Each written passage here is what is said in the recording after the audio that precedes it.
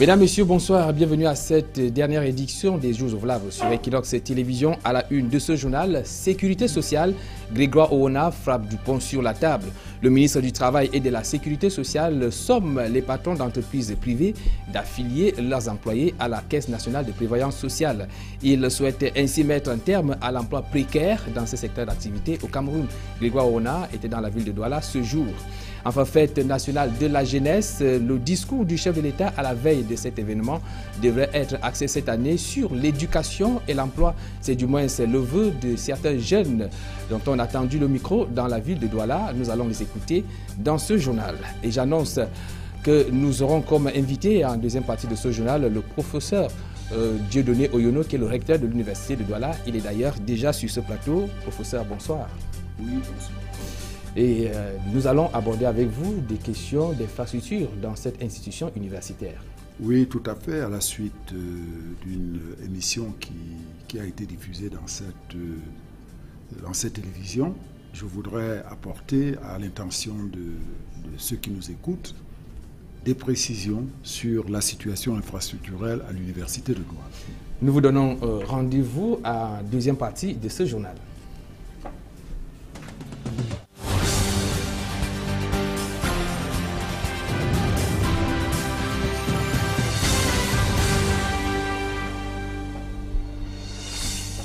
Une fois de plus, bonsoir. Nous parlons d'éducation en ouverture de ce journal pour dire que la journée internationale du bilinguisme, eh bien, les lampillons viennent de s'éteindre sur la 11e édition.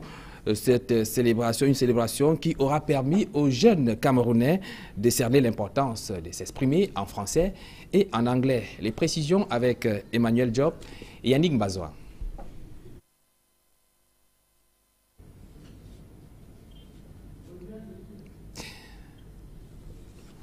Semaine, plusieurs activités ont meublé la célébration de la 9e édition de la Semaine nationale du bilinguisme et de la 11e édition de la Journée nationale du bilinguisme. Des activités qui ont permis à la jeunesse de s'imprégner des avantages du bilinguisme. J'ai retenu qu'il était très important d'être bilingue et que le bilinguisme est un atout pour avoir un travail. At the question to know what is the importance to speak English and French, this young girl said, quand tu es bilingue, tu peux communiquer avec beaucoup de personnes. Comme si tu pars dans un autre pays, tu peux communiquer soit français ou anglais. Surtout quand la maîtrise du bilinguisme vous ouvre les portes de la communication et de l'emploi. I think that if you go as maybe to America, because most of the people in America speak English, that you may communicate with other people and have a job. Ce qui justifie par ailleurs tous les programmes mis sur pied par le gouvernement dans l'optique de promouvoir le bilinguisme. La Semaine nationale du bilinguisme, la journée hebdomadaire du bilinguisme, le jeu bilingue et le programme d'éducation bilingue spéciale, pour ne citer que cela, ont été institués. I am Cameroonian, I am bilingual. Je suis camerounais, je m'engage pour le bilinguisme because bilingualism is a window to the world. Eh bien, merci Yannick Mbazoa d'avoir essayé d'être tout au moins bilingue. Comme je l'annonçais il y a quelques instants, en ce qui concerne donc la sécurité sociale, Grégoire Oona appelle les patrons, notamment de la presse, à affilier leur personnel à la Caisse nationale de prévoyance sociale. Le ministre du Travail et de la Sécurité sociale était à la délégation du travail pour le littoral cet après-midi. Il est venu, a-t-il précisé, devant des partenaires sociaux, présenter le pacte social de confiance et de solidarité dont le respect permet de promouvoir une économie sociale émergente.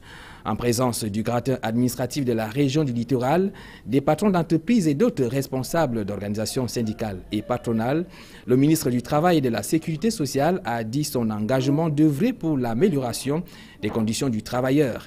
Il a prescrit pour l'année en cours la célérité dans le traitement des dossiers et a invité les usagers à dénoncer toute forme de corruption et de pratiques impropres au développement du climat social. Cette descente, il refuse de l'inscrire dans le cadre de la présentation des vœux, un exercice qu'il a rejeté il y a quelques semaines à Yaoundé au motif qu'il n'était pas satisfait du travail de son personnel. Enseignement supérieur, beaucoup d'étudiants, peu d'enseignants et d'infrastructures d'accueil. L'université de Yaoundé 1 doit pourtant relever le défi d'une formation de qualité. Le recteur Maurice Aurélien Soso propose la pédagogie numérique comme une alternative. Marcelin Ganson. L'un des gros cailloux dans la chaussure des responsables de l'université de Yaoundé 1 demeure la faiblesse de l'offre de l'enseignement supérieur et du ratio d'encadrement enseignants-étudiants. Cette année, 20 538 nouveaux étudiants. Peut-être que l'année prochaine, pareil. On ne peut pas en un mois, en 2 mois, construire des bâtiments. Avec les 43 068 étudiants inscrits l'année précédente, on en est aujourd'hui à un total de 63 999 étudiants. Des étudiants massés dans des amphis dont la faible capacité ne constitue pas moins un souci. En plus, l'université de Yaoundé 1 ne comptabilise que 1125 enseignants. Ainsi, à l'École nationale supérieure polytechnique, par exemple, le ratio est d'un enseignant pour 10 étudiants, alors que l'idéal serait de 1 enseignant pour 4 étudiants. Résultat des courses, la qualité de la formation et le niveau de rendement sont en deçà des attentes. Il est donc urgent, non seulement d'accroître la capacité d'accueil de la mère des universités camerounaises, mais également de trouver des solutions alternatives. Il faut aller vers l'enseignement à distance. Et pour faire cet enseignement à distance, on est obligé d'utiliser les technologies de l'information et de la communication. Mais pour les utiliser, il faut savoir les utiliser et savoir enseigner. Donc, la pédagogie numérique, apprendre aux enseignants à enseigner par cette voie, par la pédagogie numérique. Les autres défis de l'université de Yaoundé 1. C'est la gouvernance. Vous savez qu'avec peu de moyens et une bonne organisation, on arrive à de bons résultats. Donc, obligation de bonne gouvernance. C'est la promotion de la recherche afin qu'elle nous permette de résoudre les problèmes de la société camerounaise. En fait, de permettre à l'université d'être reconnue par la société comme celle qui apporte des solutions aux problèmes, pas qui en crée. Quelques pistes d'amélioration sont envisagées à travers 4 programmes qui sont mis en œuvre depuis l'exercice budgétaire 2013. Il s'agit du développement de la composante technologique et professionnelle, de l'amélioration de la qualité de la formation, du renforcement de la recherche et de l'amélioration de la gouvernance universitaire. Notons à la suite de Marcelin Gansop que l'Association pour la défense des droits des étudiants apprécie les efforts qui sont faits par l'administration de l'Université de Yaoundé 1. Mais l'ADEC appelle à plus d'actions en faveur de l'épanouissement des étudiants. Je propose cette réaction de Thierry Batom, il est le président de l'ADEC. Nous pouvons ici féliciter le directeur de l'Université Yaoundé 1 qui, depuis son arrivée, a pris sur lui de mettre sur pied un certain nombre de réformes. Réformes déjà sur le plan infrastructurel, c'est-à-dire le renouvellement des bâtiments, sur le plan social et également sur le plan du suivi des problèmes des étudiants. Donc pour cela, nous pouvons le féliciter. Mais cela reste un gros problème parce que la gouvernance universitaire et la gouvernance numérique qui est mise en place, notamment à l'Université Yaoundé 1, n'est pas encore parfaite. Et du coup, l'étudiant qui hier n'était pas habitué à utiliser l'outil informatique et même les enseignants qui doivent suivre un recyclage pour cet outil-là ont du mal à pouvoir s'imprégner des 50 000 francs que l'étudiant paye. En fait, à quoi il sert? À l'Université Yaoundé 1, aujourd'hui, nous avons plus de 63 000, comme l'a dit le monsieur le recteur, étudiants. Ça fait environ 3 milliards. Il me semble non important que si, dans chaque établissement, dans chaque université, on applique une politique, soit d'un bâtiment par an, soit de 1000 lits. pour les logements par an, il me semble que ce sera un très grande avancée pour la gestion des effectifs. Je vous annonce, je rappelle qu'il sera question des conditions de travail à l'université de Douala, car le recteur de cette université est notre invité. Ça sera en deuxième partie de ce journal. Sécurité publique, Douala continue de découvrir les hommes chargés de sa sécurité. Les commissaires du 7e, 8e, 10e, 11e, 14e et 16e arrondissement ont été installés ce jour à leur poste par le commissaire central numéro 2, avec comme principale recommandation le respect des lois et règlements du pays. Dalash Tana et Serge Aloutou.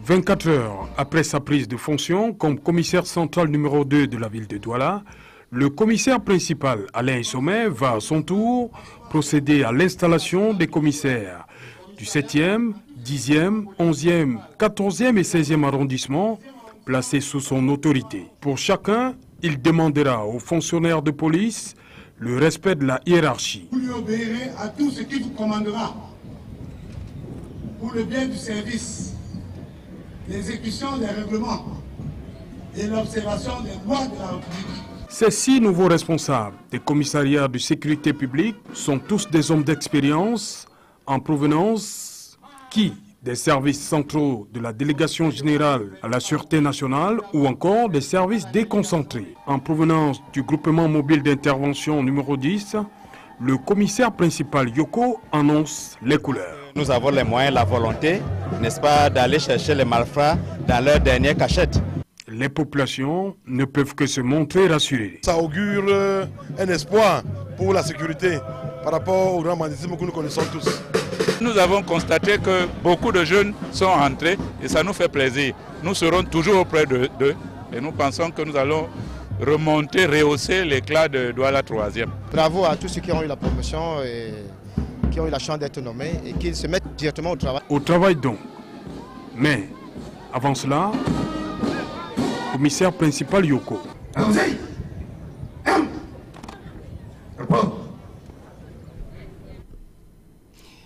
Fête nationale de la jeunesse, l'événement se célèbre le 11 février prochain, mais avant, c'est-à-dire la veille, le président de la République, comme il est de coutume, va s'adresser à la jeunesse camerounaise. Et certains jeunes souhaitent que ce discours, le discours de cette année de Paul Biya, soit axé sur l'éducation et les emplois.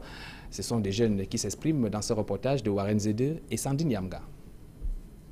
Alexandre, étudiant, constitue ses dossiers pour le concours d'entrée à l'administration pénitentiaire. Accéder au sein de ce corps n'est pas un long fleuve tranquille, dit-il au président de la République. En tant que jeune, j'attendrai que le président nous parle sûrement des concours, parce que tous les jeunes rêvent des concours. Les concours, et qu'on multiplie les places, parce que les places dans les concours sont vraiment réduites. Des concours, oui, mais pour Armand, le chef de l'État n'a pas toujours tenu ses promesses envers les diplômés. Il vit d'ailleurs la dure expérience après la sortie d'une école. Déjà, il nous a toujours fait comprendre qu'il faudrait parler de l'intégration des jeunes. Il faudrait que les jeunes puissent se spécialiser. Je pense que présentement c'est le cas, mais l'intégration dans la fonction publique ne suit toujours pas. Donc, je suis obligé de sécher parfois les cours pour faire les photos. Et, bon, si j'avais déjà été intégré comme enseignant, je pense que je gagnerais mon pain en travaillant comme enseignant. Des jeunes trouvent une explication à cette situation, c'est que le discours du chef de l'État se limite à des paroles et pas plus. Je dirais qu'on passe de la théorie à l'action, parce que dire ne suffit pas, mais il faut maintenant l'action. Donc ça veut dire qu'il puisse mettre la pression dans son gouvernement pour qu'il puisse nous créer des emplois. Bref, que le président puisse redynamiser, reformer les structures universitaires, parce que à l'université, même l'étudiant n'a pas le confort pour faire vraiment cours. Et qu'il facilite aussi l'entrée des investisseurs, qu'on multiplie les entreprises pour qu'on puisse, n'est-ce pas, embaucher beaucoup de jeunes. Franchement, c'est dur dans la rue. Qu'on mette sur pied les mesures pour bannir la corruption et tenir compte plus de la compétence. Création d'entreprises et d'emplois, intégration, amélioration des conditions d'études, éradication de la corruption. Plusieurs jeunes souhaitent que le chef de l'État se penche véritablement sur ces expressions qui font et défendent sa jeunesse. En agriculture, les caféculteurs du département du Mongo expriment leur ras-le-bol. Depuis qu'ils ne reçoivent plus de financement de l'État, ils disent qu'il leur est désormais très difficile de joindre les deux bouts. Ils l'ont fait savoir lors de l'ouverture officielle de la campagne de cacaoyère de 2013 et 2014. C'était dans la ville de Melon. Cyrine Djemba et Sandine Babou. 80% des planteurs ont abandonné leur plantation. La subvention que l'État accordait auparavant a été suspendue. L'État pouvait subventionner les engrais comme avant. Là, on pouvait remonter les plantations. Comme ces planteurs de caféiers, ils sont nombreux aujourd'hui dans le département du Mongo à regretter la belle époque où ils vivaient de leur récolte. Un frein énorme dans leur activité qui ne leur permet plus de réaliser de bonnes affaires. Le planteur est abandonné à lui-même. On ne parvient pas à entretenir le champ. Difficile pour ceux-ci d'écouler leurs marchandises. Un sac d'engrais complexe coûte 20 000 francs. Un sac de café coûte autour 30 000 ou trop. Quand ça monte beaucoup. Le café a perdu ses lettres de noblesse, serait-il tenté de le dire? Même les jeunes qui autrefois nourrissaient le rêve de faire fortune dans cette filière ne s'y intéressent plus. Même les jeunes ne s'intéressent plus à la plantation. Du sommet, il n'y a aucun rendement. À cela viennent se greffer le vieillissement des plants, le manque d'engrais, l'enclavement des principaux bassins de production, le mauvais état des pistes de collecte et bien d'autres. Des problèmes qui ont causé la chute de la production du café dans le Mongo. Toutes ces préoccupations, les planteurs ont tenu à les porter à l'attention des autorités publiques réunies dans la localité de Melon pour le lancement officiel de la campagne caféière 2013-2014. Il était question pour les ministres du Commerce, de l'Agriculture et du Développement rural de rebooster la production du café dans cette partie du pays et de redorer le label Made in Cameroun sur le marché international. En attendant que les doléances soient prises en compte, ces planteurs s'organisent pour sauver le secteur d'activité. La dispute d'une concession familiale a fait l'objet d'une vive dispute à la chefferie de Baloa. Nous sommes là dans le département du Ndé, région de l'Ouest Cameroun. Pour en avoir plus de précisions, voici le reportage de Jérôme Nassi Sobzé.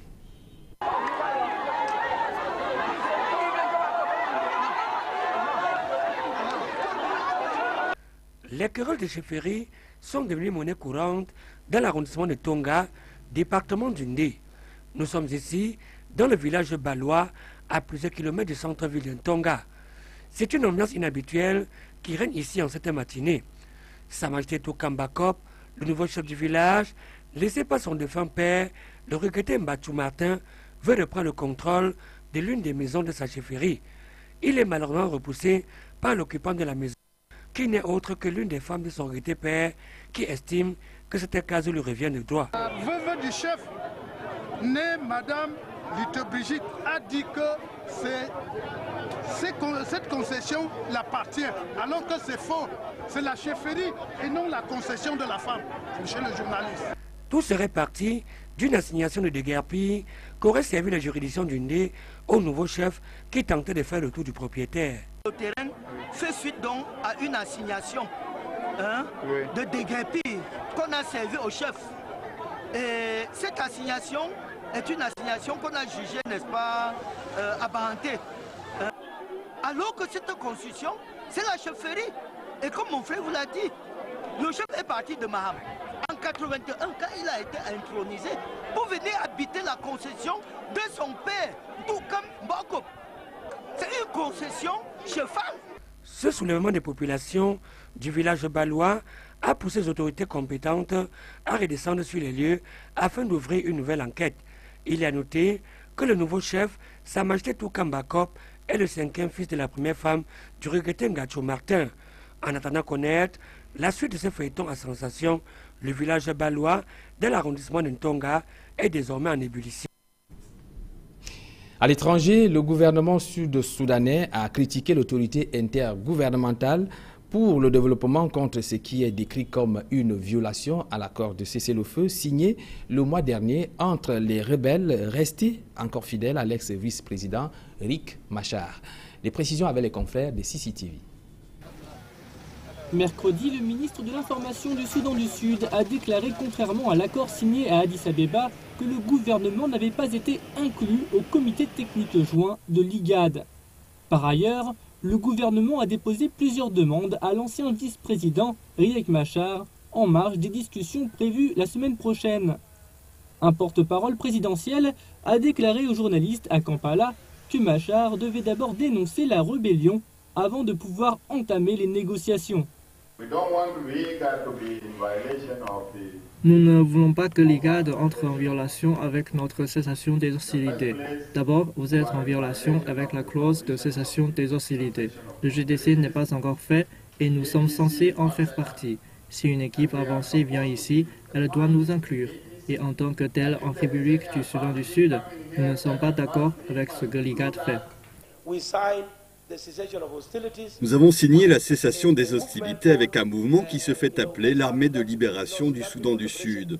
En ce qui concerne la nouvelle organisation, je ne sais pas comment ils sont liés, pas même si Riek est le chef de ces deux groupes, ou s'il doit nous tenir informés sur les personnes avec lesquelles il faut négocier. Enfin, le 6 février a été désigné par l'Organisation des Nations Unies comme la journée de tolérance zéro contre l'excision. Selon l'ONU, des millions de filles passent par ce douloureux et dangereux rituel chaque année. Une pratique qui fait partie de la culture de 27 pays en Afrique, notamment l'Éthiopie. CCTV, une fois de plus. Comme dans d'autres pays africains, de nombreux Éthiopiens croient que l'excision des petites filles est bonne pour elles, particulièrement concernant leur futur mariage. Les gens disent qu'en grandissant, ma fille sera agitée, qu'elle se mettra à tout casser et ne trouvera jamais de mari. C'est pourquoi ils me disent de la faire exciser.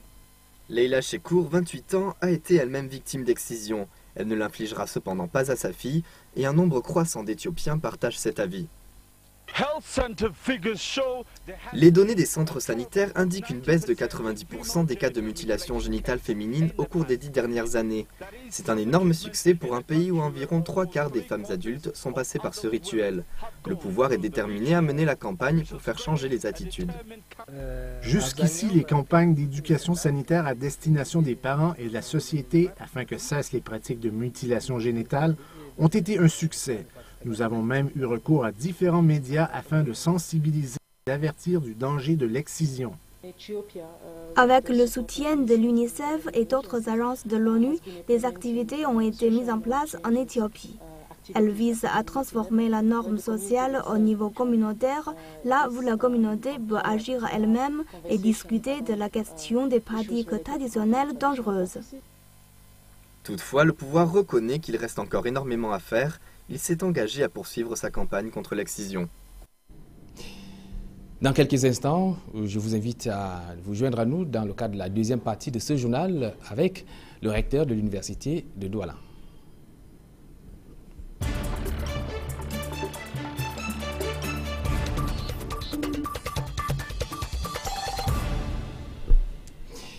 Professeur Dieudonné Oyono, bonsoir une fois de plus. Oui, merci une fois de plus. À l'entame de ce journal, vous avez expliqué votre présence sur ce plateau du fait que, suite à une réaction, une intervention d'une journaliste de ces médias, une réaction qui vous a fait sortir, si je peux le dire ainsi, de votre réserve. Il s'agit de quoi exactement? Non, je ne suis pas venu me battre, non. C'est que je pense que les Camerounais ont droit à une information juste. C'est la raison pour laquelle je suis avec vous ce soir, pour vous parler de la situation infrastructurelle de l'université de Douala. Parce que vous savez, il faut comparer pour connaître. Je peux dire qu'aujourd'hui, de par le monde, l'enseignement supérieur connaît une véritable crise. Parce que depuis une cinquantaine d'années, le nombre de bacheliers a augmenté de façon exponentielle. Le problème, il faut l'appeler par son nom, de la massification est donc un problème mondial aujourd'hui. Et réel à l'université de Douala. Et il y a des réponses qui y sont apportées. Certains pays, pour limiter le flux des bacheliers, organisent des concours d'entrée à l'université. C'est par exemple le cas des pays d'Asie du Sud-Est. Il y en a d'autres qui mettent en place des barrières, la barrière de l'argent. On le voit dans les pays nord-américains, dans une certaine mesure en Europe du Nord. où les frais de scolarité à l'université sont très élevés, précisément pour limiter le nombre d'étudiants qui aspirent à entrer à l'université. Le Cameroun a choisi une voie qui est différente, c'est-à-dire encourager le maximum de nos jeunes à acquérir, à entrer dans l'enseignement supérieur. Parce que, toute analyse faite, nous nous rendons compte que le ratio diplômé de l'enseignement supérieur et le chiffre de la population camerounaise est encore très bas. Donc, c'est une option qui a été prise. En 1993, vous vous souvenez tous, l'université de Yaoundé, les effectifs avaient atteint le seuil de tolérance. Il a fallu trouver des solutions. Et c'est pour cela que le gouvernement a créé, le chef de l'État a créé d'autres universités, au rang desquelles l'université de Douala. Vous savez, ici, c'était au départ un centre universitaire qui avait 3 établissements. Et depuis que l'université de Douala a été créée, elle en compte aujourd'hui 11. Donc, vous voyez, il y a des problèmes réels d'infrastructure. Des solutions y ont été apportées. Au plan infrastructurel d'abord, parce que vous savez, on a construit un certain nombre d'amphithéâtres. Je vous prends le mythique amphithéâtre de Georges Ngango, il y a l'amphithéâtre René Somba, professeur René Somba, l'amphithéâtre Thomas Mélonnet. Il y a un effort qui a été mené. Ensuite, il y a 2 campus. Un qui est en cours de réalisation, le campus de Logbesu, le campus PK14, qui va accueillir la faculté de génie industriel et la faculté de médecine. Nous avons également un projet à Mankoulan, à côté de Souza, où des établissements facultaires vont élire domicile. Donc, vous voyez, ce problème est un problème réel auquel il y a des solutions d'ordre infrastructurel qui sont apportées. En attendant, il y a des solutions dans le domaine de la gouvernance. La première chose que nous avons faite depuis bientôt 2 ans était la maîtrise des effectifs. Nous avons introduit les inscriptions en ligne et je peux dire que dans toutes les universités d'État, les inscriptions en ligne ont réussi à l'université de Douala. Voilà. Nous sommes majors là-dessus. D'accord. Professeur Dieudonné Oyono, vous avez vous-même reconnu que depuis la création de l'université en 1993, l'université de Douala, qui a hérité des bâtiments de l'INSET et même de l'ESSEC, il n'y a jamais eu autre construction. Alors, moi, je souhaiterais que vous essayiez de nous dire concrètement qu'est-ce qu'il y a lieu de faire pour que les étudiants puissent prendre des cours dans de meilleures circonstances. Qu'est-ce qui est prévu en ce qui concerne les Monsieur Assego, peut-être que nous ne nous sommes pas fait comprendre. J'ai dit que depuis 1993, il y a des amphithéâtres qui ont été construits. L'amphithéâtre Thomas Mélonnet, l'amphithéâtre Georges Ngango, l'amphithéâtre professeur René Somba. Il y a des amphis qui ont été construits. Il y a également le campus de Logbesu, qui est un joyau. C'est un campus qui est futuriste, qui va accueillir la faculté de génie industriel, qui a d'ailleurs commencé ses cours cette année, là-bas. Il y a la faculté de médecine, qui va intégrer ce nouveau campus, certainement à la rentrée d'octobre. Donc, on ne peut pas dire que rien n'a été fait, beaucoup a été fait. Et d'ailleurs, sur ce plan, le projet d'appui à la composante technologique et professionnelle, qui est logé au ministère, a mobilisé plusieurs milliards, environ 45 milliards pour l'université de Douala. Donc, ces travaux sont en cours. Et vous savez, on dit en français que Rome ne s'est pas construite en un jour. Je voudrais qu'au moment où on intervient sur les problèmes de l'université de Douala, que l'on se rapproche des autorités de cette université, qu'on ait la bonne information. Parce que je vous disais, par exemple, que nous avons pris un certain nombre de mesures au plan de la gouvernance. Les inscriptions en ligne nous ont permis de réaliser une véritable maîtrise des effectifs. Je vous disais qu'il n'y a pas une université au Cameroun qui connaît ses effectifs avec autant de précision que l'université de Douala. Cela nous a permis, bien évidemment, à côté de cela, de mieux maîtriser, de mieux sécuriser les recettes. À côté de cela, et c'est d'ailleurs peut-être l'une des raisons pour lesquelles je suis venu ici, la décision que j'ai prise était de mutualiser les salles de cours. Je suis parti d'un principe, c'est que toutes les salles de cours, tous les amphithéâtres ne sont pas la propriété d'un établissement, que c'est la propriété de l'ensemble de l'université. C'est ce qui se fait à travers le monde. Moi, j'ai été étudiant, j'ai étudié à l'étranger, j'étais à la Sorbonne, il n'y avait pas un amphithéâtre appelé l'amphithéâtre de la faculté de droit, non, il y avait les étudiants des lettres sortaient d'un amphithéâtre, ceux de sciences économiques entraient. J'ai instauré ce principe ici. Voilà. Si bien que je peux vous dire que malgré le fait que l'université de Douala a aujourd'hui environ, que je ne dis même pas environ, les chiffres sont précis, 45 000 étudiants, bien que ce chiffre donne du tournis quand on l'écoute, aujourd'hui, les étudiants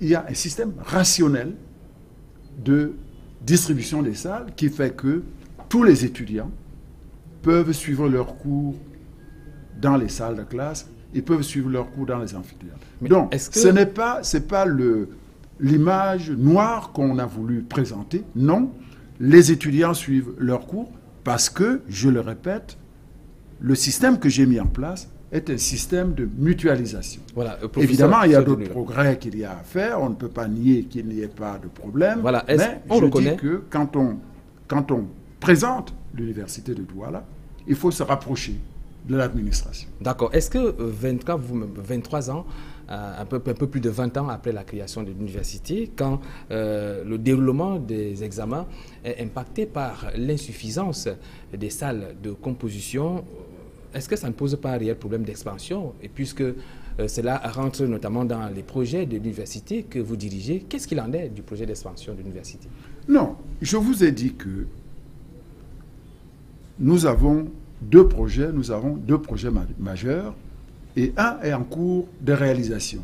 Je peux même dire que d'ici peu, ce projet aura complètement abouti. Est-ce qu'on peut avoir une date bien précise? Le projet, la construction du nouveau campus à Logbesu. Pour votre information, et pour l'information des téléspectateurs, bien sûr, à travers vous, pour ce qui est de la faculté de génie industriel, qui est un joyau architectural, nous avions prévu la construction de 7 ateliers. 6 sont entièrement terminés, et là on est en train d'achever dans les travaux de finition du 7e atelier. Le bloc pédagogique est déjà entièrement achevé. Nous avons un très bel amphithéâtre qui est un joyau architectural, un amphithéâtre de 1200 places au site de Logbesu. Et la faculté de génie industriel y est même déjà logée. Pour ce qui est de la faculté de médecine, sur les 3 bâtiments en construction, il y a un qui est pratiquement achevé. Et les autres sont en cours d'achèvement. Donc, je voudrais que cela se sache. L'autre, c'est un projet, comme je vous l'ai dit. Nous sommes en train de lancer des études pour Mankoulan, parce que là-bas, nous pensons y affecter la faculté des lettres, la faculté des sciences juridiques et politiques, la faculté de sciences et la faculté de sciences économiques et de gestion appliquée. Alors, professeur Dieudonné, ne pensez-vous pas que le problème qui se pose aujourd'hui part du fait qu'on a eu à éclater les universités sans que les infrastructures ne suivent? Est-ce que ce n'est pas ça qui est en train de nous rattraper aujourd'hui? Mais si je voulais vous taquiner, je vous dirais, vous vouliez que l'université de Yaoundé implose. Non, la création de nouvelles universités a été une bonne réponse au problème de la massification à l'université de Yaoundé. Moi, je suis professeur depuis 1982. J'enseigne, je veux dire, depuis 1982. J'enseignais à l'université de Yaoundé. Je sais quels sont les problèmes qui se sont posés en 1992 et qui ont conduit les pouvoirs publics à créer de nouvelles universités. Pour ma part, c'était une très bonne décision. Mais je voudrais vous dire également qu'aujourd'hui, il y a 8 universités, dont 7 sont de nouvelles universités. Eh bien, au moment où l'État affecte les ressources pour l'amélioration de l'enseignement supérieur, ces ressources sont divisées par 7. Alors vous voyez, non, moi je pense que, en ce qui me concerne, il faut encourager le mouvement qui est amorcé. Je vous ai dit que dans le cas du projet appui à la composante technologique et professionnelle, il y a des milliards et des milliards qui sont mobilisés. Par exemple, il y a Douala, dont l'amélioration dépend en grande partie de ce programme. Il y a Ngaoundéré, il y a Bouya, il y a Maroua, pour ne citer que cela.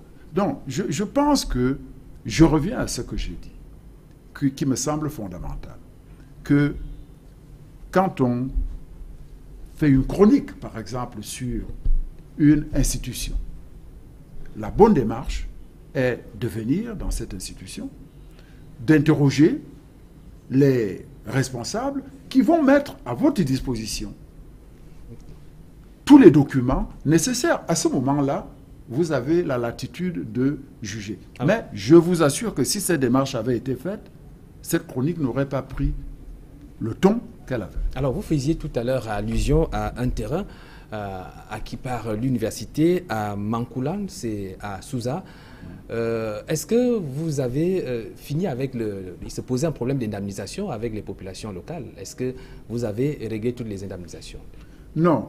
Là aussi, je crois qu'il faut nuancer. La négociation qui avait été faite par mon prédécesseur avait été faite avec le chef de Mankulan, Sa Majesté Bele Ewang, je crois que c'est son nom. Et d'accord parti, les populations avaient demandé que pour leur indemnisation, on leur verse une somme de 100 millions de francs, ce qui avait été fait, puisque nous sommes déjà en possession du titre foncier. Il est arrivé que, si je m'en tiens à ce que j'ai lu dans les rapports, qu'il y a, je crois, 2 ou 3 familles qui ne se sont pas reconnues dans le partage qui avait été fait et qui ont donc à nouveau saisi l'université. Je suis ouvert aux négociations là-dessus, tout comme je profite de cette occasion pour redire à ceux de l'Okbessou qui sont venus me voir l'autre jour que cette université est notre université. Je ne peux pas me fermer. Ça signifie que ce problème d'indemnisation est toujours pendant. Ça n'a jamais été soldé. Je dis que ce problème, je l'ai trouvé, il était pendant. Et j'ai invité les concernés à venir me voir. Ils étaient là, ils sont même venus avec leur avocat. Je leur ai demandé d'aller préparer les dossiers et de me les présenter pour que nous puissions discuter sur des bases solides. Donc, moi, je suis ouvert à ces négociations. Tout comme pour ce qui est de Mankulan, j'ai reçu déjà une des parties qui était venue me voir. Cette université, l'université de Douala, c'est notre université à tous. Nous devons donc avoir un double souci. Le premier de ces soucis, c'est que les populations soient... Nous sommes en Afrique. Vous voyez, parfois même quand les Lions Indomptables jouent, au stade Omnisport, à Yaoundé, on fait des sacrifices pour les populations autochtones. Donc, je pense que je ne peux pas, en ce qui me concerne, d'ailleurs, ce n'est pas dans mon tempérament, je ne peux pas me fermer aux demandes des populations. Je les ai invités à venir, une partie est venue. Nous allons négocier, nous allons trouver une solution de compromis qui puisse à la fois être avantageuse à l'université. Alors, professeur, et aux ayants droit. Voilà, Dieudonné Oyono, il y a quand même certaines informations qui disent que vous êtes un recteur trop éloigné de ses étudiants et même de ses collaborateurs, que vous allez rarement à l'ESSEC ou alors à l'INSET. Qu'est-ce que vous dites à cela? Est-ce que peut-être c'est la raison pour laquelle vous n'arrivez pas à appréhender les véritables problèmes au sein de l'université? Ben, écoutez, monsieur Azago, c'est la première fois que j'apprends que je suis éloigné des étudiants. Est-ce que vous avez posé la question aux étudiants? Les échos qui me parviennent, c'est que les étudiants disent que je suis très proche d'eux. Oui, je reçois les étudiants. Je peux vous dire, pour votre information, que ce matin, j'étais même à l'ESSEC. J'étais à l'ESSEC ce matin. J'organise des réunions qui sont bi-hebdomadaires avec tous les chefs d'établissement. Ma porte est ouverte, je reçois tout le monde. Non, c'est pas. Je crois que vous n'avez pas interrogé les bonnes personnes. D'accord, je crois que vos étudiants nous suivent ainsi que vos proches collaborateurs. Alors, monsieur le recteur, nous ne pourrons pas sortir de cet entretien sans toutefois qu'on revienne au moins de l'actualité autour de votre université, à savoir notamment le rapport du conseil budgétaire et financier du contrôle supérieur de l'État, qui a quand même fait un certain nombre de constats quant à la gestion de l'université par votre prédécesseur et même d'autres collaborateurs. Alors, ce rapport honore-t-il votre corporation? Ben, écoutez, je n'ai pas qualité pour juger mes prédécesseurs. Ça, je peux vous le dire, je n'ai pas qualité pour le faire.